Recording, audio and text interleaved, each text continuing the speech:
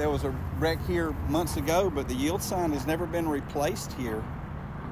So honestly, somebody coming down here could say they never knew that you didn't have to yield. Right.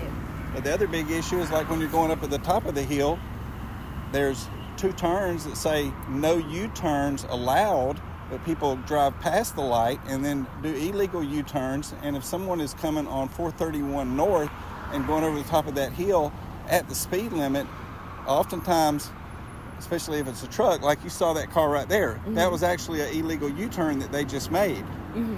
Those are 2 of the big dangerous things, but the road's dangerous, period. But like where you're talking about up here, if you're trying to make a turn, if someone is speeding, which they often do, and they come over the top of the hill, especially if it's a large truck or something, they don't have time enough to stop.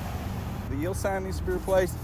Something needs to be barricaded off to where you can't just so easily come down here and make a turn back. If it was just had one of those strips like with the white poles or something that would keep you from doing it.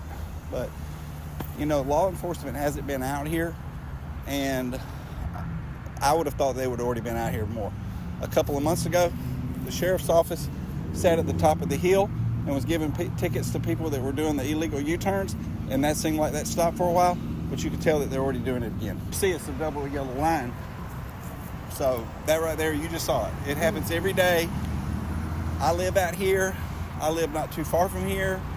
So when I'm sitting in my house, you will hear the tires screeching, and then you'll hear a loud thump, and you know something happened, and then not shortly after that, you'll hear all the sirens, but something needs to be done. What's one of the first things you'd like to see done?